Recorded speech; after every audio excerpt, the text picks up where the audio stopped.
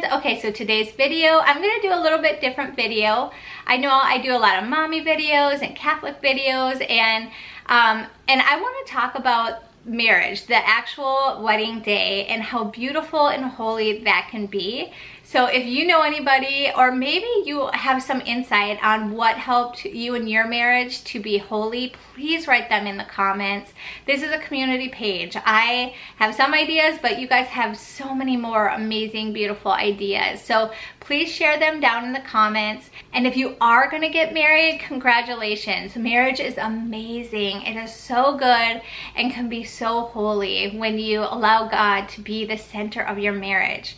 So this video, I'm going to talk about your actual wedding day, ways to have a holy, beautiful wedding. If you know somebody who's getting married, who's in the Catholic faith, please share this video with them, and maybe they will incorporate some of these things into their wedding day. I will say the wedding day is so fun, so exciting, but really, honestly, truly, the days after your wedding day are way more better and fulfilling than your actual wedding day. I mean, obviously the vows are very special and beautiful, but actually the most memorable things about my wedding day was not the flowers I had, it wasn't my dress, it wasn't what we ate. None of that stuff, like, years later really means anything. I've been married for 11 years now, and the things that stuck with me about my wedding day were actually the Catholic things, the things that really to this day have helped Eric and I, my husband, to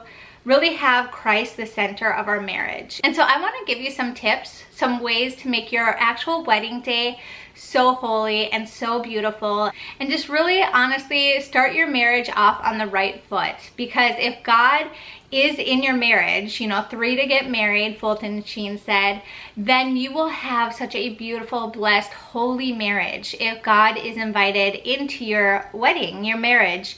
And so I want to talk about 3 ways that my husband and I helped us on our wedding day to have a beautiful, holy wedding. So the first thing that I highly recommend is to go to confession the day of your wedding before you get married. So my husband and I actually had like an early afternoon wedding, and so it was on a Saturday, and so we both went to confession. We made sure we didn't go at the same time, and you know, he called me when he was done and stuff, so I knew, because I didn't want to see him until I was walking down the aisle.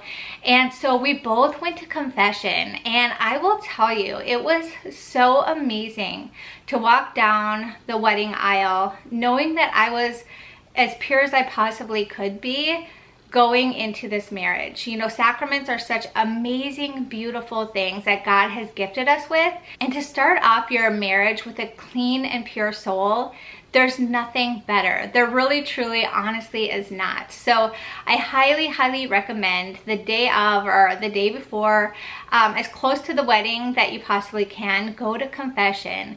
Maybe even ask the priest before you walk down the aisle. I mean, schedule it out, but like ask him if he would, you know, come 20 minutes early and like hear your confession type of thing. So these sacraments are so holy, and they're meant to be holy, and there's nothing better than going into marriage with a clean and pure soul.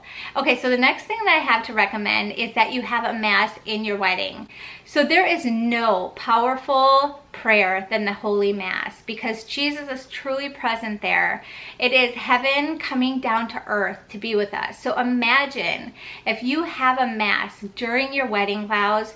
It is heavenly. It is literally heavenly when you have that. You know, it has all the readings, it has the Eucharist, it has all those beautiful holy things on your wedding day. Like, there's nothing more holier. You know, not being married over at the beach, not, you know, up in the mountains. Being in Mass for your wedding day, there is nothing here on earth that is more beautiful than that. Okay, so the next thing I highly recommend is so I did all these things on my wedding day, and these are the things I honestly, truly remember about my wedding day the most, are these things. But so I had all of my bridesmaids stay with me. I think there were 7 of them, and they all stayed with me. And so a couple hours before I walked down the aisle, they're all Catholic, but I gave them all a rosary as their gift of like being a bridesmaid.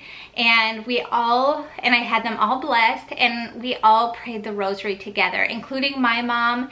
And I think Eric's mom might have been there too, I can't remember. But we all prayed the rosary for a beautiful, holy marriage. And that was amazing, to be with my best friends on my wedding day and to pray a rosary. And it was just, I cannot explain how beautiful it was.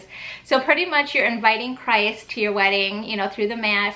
You're inviting Mother Mary to be there as well. It was just so blessed and beautiful and glorious. And I felt like God was just so excited for my husband and I to get married, and that he was so excited that he was the center of our marriage, and he still to this day is. So anyway, so those are the things that I highly recommend. Those 3 things, if you're gonna get married, I highly recommend doing those. Some other ideas that my husband and I were talking about it. I would have loved to do a St. Joseph novena like 9 days before our wedding day. I feel like that would have been really powerful and beautiful. We didn't do that, but this is years later that I'm thinking to do that. So I highly recommend doing a novena with your spouse, soon-to-be spouse, and just asking him to help you through your marriage, through your vows, through what you say at your vows, to truly, honestly mean them, and to put your spouse before yourself, and to put God before your spouse, and to just have like a holy, wholesome, beautiful marriage. St. Joseph is like the bomb. He's so amazing. He's so fantastic. And so I encourage you to invite St. Joseph through the novena to the wedding as well. But just ask him to guide you and to help you and your spouse. Okay, so the Catholic Church also teaches that we should be chaste inside of marriage and outside of marriage. So that is by far, I think, hardest, because you really truly love your spouse and you want to be with them in every way possible. But it is so beautiful when you can wait until your wedding day to come together and be united the way that God intended us to be united on our wedding day. And so I just encourage you, if maybe you and your spouse have not waited till you're married, just like go to confession and just start over and say, no, like we want to wait till we're married, and just like renew that, like, okay, like we can wait, like God is worth more than this, like our marriage is worth more than this. And just start new, start pure, and make sure you go to confession and all of that. But it is really important to remain pure before that and after, of course, but like to wait until you come together, because sex is meant to be within marriage. That is how God intended it to be. And so when you do things the way that God intended them to be, like life is just so much more grace-filled and beautiful, and you'll see that if you do things the way God intended your life to be, if you offer up everything in your life, you're gonna have an amazing life. Like you truly, honestly will. It's gonna be an adventure, a roller coaster, good and bad, but it will be amazing without a doubt. So anyway, what better way to start your marriage than with all of these things?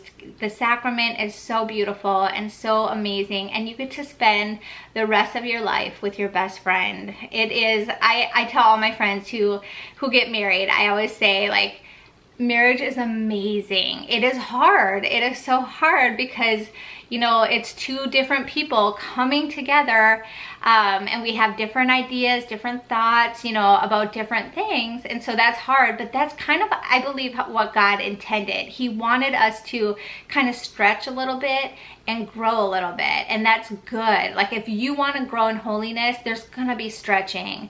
And trust me, marriage is such a great way to holiness. Like there's a lot of dying to yourself, there's a lot of putting your spouse before yourself, and nobody wants to do that. Like our human nature is we want what we want, but there's so many opportunities to be holy and good in your marriage. And I have several different talks about that. I'll link them down below and stuff. But marriage is amazing. It really truly is. And if you invite God in, there's nothing better than that. So Anyway, I hope that you enjoyed this video. Congratulations if you are here and you're about to get married.